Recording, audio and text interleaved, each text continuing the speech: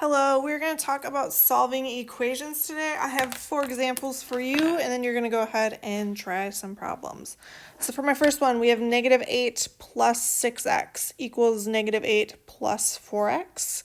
When we're solving, if it helps you, you can go ahead and draw a line down the middle. Remember, what we do on one side, we want to do on the opposite side.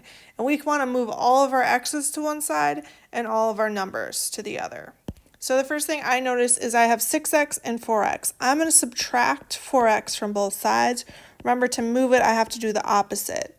When I do that, my negative 8 stays. It just like comes down. If I do 6x minus 4x, I'm doing 6 minus 4. I get a positive 2x, and that's going to equal, my negative 8 comes down, and then my 4's cancel because I did 4 minus 4, which gives me 0. So those two go away. Now I have all my x's on one side. I have to move my numbers to the other side. So we're going to add 8 to both sides. I know I'm adding because 8 was negative. When I do that, my 8's over here cancel. We're left with 2x equals negative 8 plus 8. You can put that in a calculator if you want, but it'll give you 0. And then my last step, I need to get rid of that 2 in front of x. Remember, that's doing 2 times x, so to undo multiplication, we're going to divide both sides by 2. When we do that, our final answer is going to be x equals 0. If you want to check your work, you can go ahead and take x equals 0 and plug it into both sides of your original equation, and you should get the same answer. When I do that, I get 6 times 0 here, which is 0. So really, I just have negative 8. I do 4 times 0, which is 0, so this is gone, and I really just have negative 8. So I get negative 8 equals negative 8, which is good. All right, my second example is negative 6x plus 1 equals negative 5x minus 2. Again, if you'd like, you can go ahead and draw your line down the middle.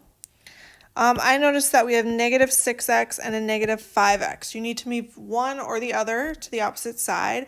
I'm going to move 6x because when I add it, it's going to be bigger than negative 5, and we'll end up with a positive number, which I just like better than negatives.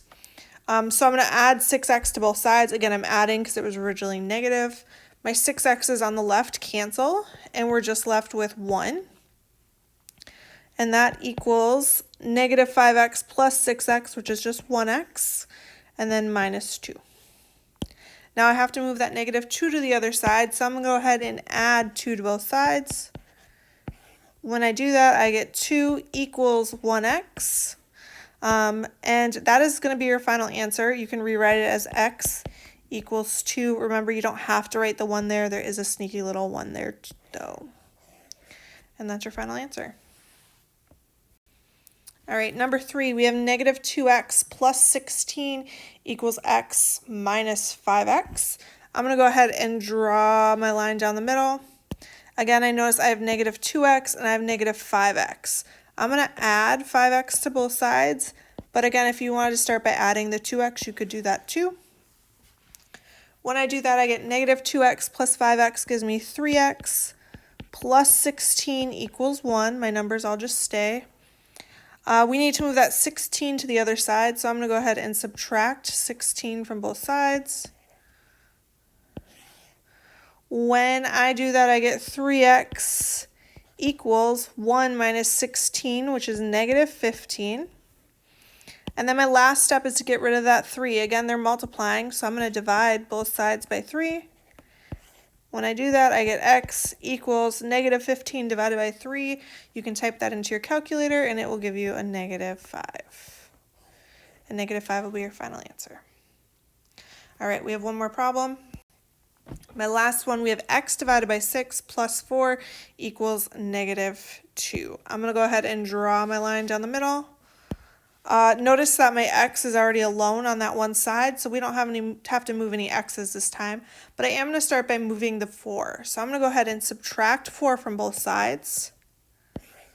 When I do that, these 4's cancel, and we have x over 6 equals negative 2 minus 4, which is a negative 6. Now the next thing I need to do is get rid of that 6 on the bottom. Notice it's dividing, and the opposite of dividing is multiplying. So I'm going to go ahead and multiply this side by 6, and I'm going to multiply this side by 6. When I do that, my 6's on the left cancel. We're just left with x equals. And then when I do negative 6 times 6, I get negative 36. And you can go ahead and just type that into a calculator if you don't know it off the top of your head. All right, that is all I have for you in terms of solving equations today. You're going to go ahead and complete an activity in your interactive notebook before going to Schoology to do your homework for this section. Thank you for watching, and I appreciate all your hard work.